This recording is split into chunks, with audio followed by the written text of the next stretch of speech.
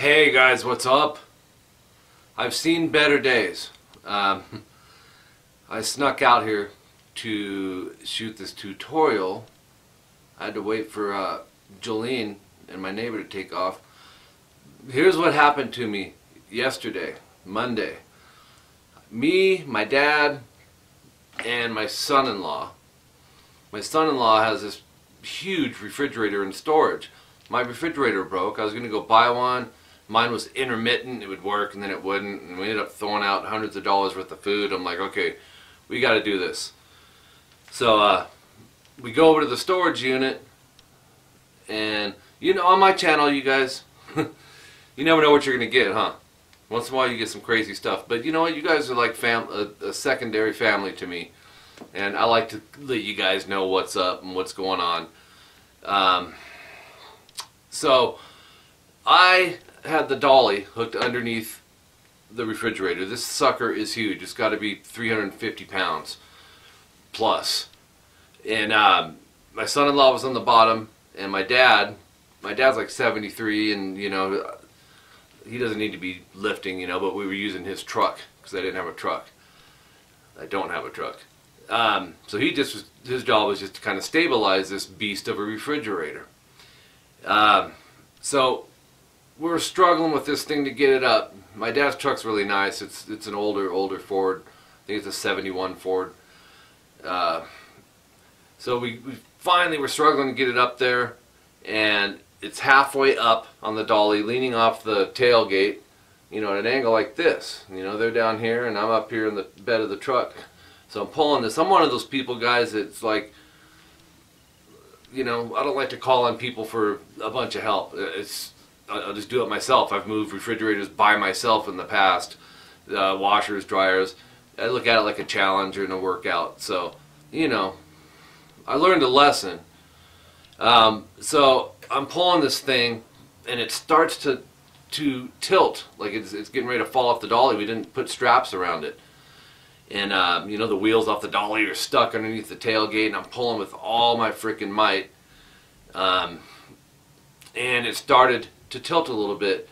And so on top of trying to, I didn't want it to fall on my dad and my son-in-law. I'm pulling with all my might, and as it started to tilt, I gave it all I had, and I heard a pop and felt a pop in my lower back. Instantly, there was nothing I could do. I hit the bed of my dad's truck. Excruciating pain, man. I mean, at the time, I'm thinking, you know, they were flipping out, but I'm like, okay, you know, just give me a couple minutes and I'll take care of it, man. I'll be able to get up, and I'm thinking I'll be able to finish actually doing the, you know, getting it on there. So who's here? Oh, never mind. So, I couldn't move, guys. I was agonizing pain, and I said, just, you know, give me a few minutes. You know, I heard the pop, so I thought, well, maybe it just cracked my back for me or whatever. You know, I've never experienced anything like this, and I won't again. So for about 20 minutes, you know, I'm laying there for a while, trying to crawl or to pull myself up to get up, and every time I would try to do it, I'd hit the ground again, or the bed of the truck. I couldn't do it. The pain was so bad. It was getting, I can only take like a quarter of the breath of air into my lungs at a time, because if I tried to take even a half breath, you know, or a full breath, it was expanding, and it just shooting this like stabbing, sharping pain in my lower back. I can't explain the amount of pain. So anyways, my dad's like, do you want, you know, I think maybe we better call an ambulance. I'm like, no, Dad, you know, let's just give it a few more minutes.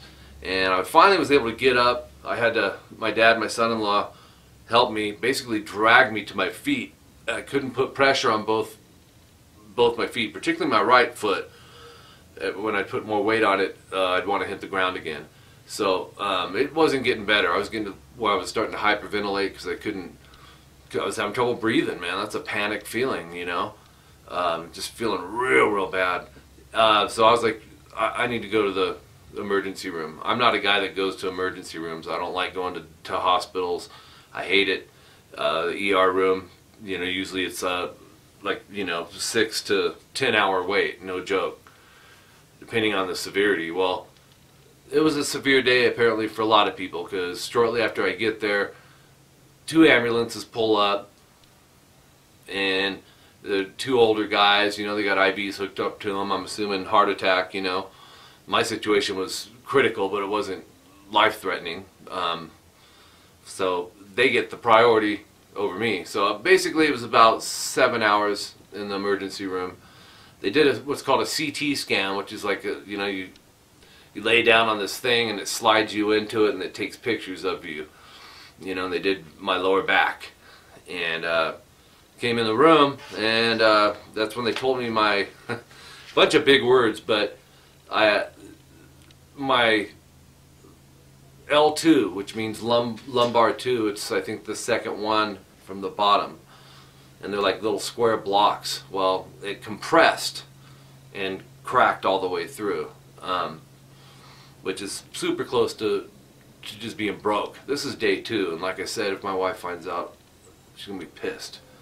I really did sneak out here, but I'm not gonna hurt myself. Taking it as slow as I can. The hardest part for me, you guys, is sitting still and not doing nothing. I'm all about you guys and my website that's coming, and uploading the content. I love it, man. It's my passion. You guys have been following me for a while. No, that's what I'm about. So I couldn't teach yesterday. I had to cancel all my Skype students and my in-home students at RGL Studios. Same thing today. And I'm hoping tomorrow, man, to try. I was told by my doctor not to work. And I said, well, you know, that's my job. I sit and play. And he's like, nope, you can't do it. Well, I'm self-employed, you know.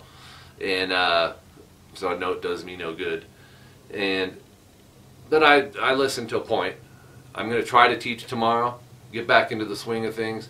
I'm going to deal with this pain, I'm sure, the rest of my life. Lesson learned in the future. I mean, we needed 4 or 5 people to do this the right way, or we should have strapped the refrigerator in there. I was going to read the paperwork that they gave me, but I won't, because I don't know how much time we got on this video. But I'll do my best to get back out here. I won't hurt myself.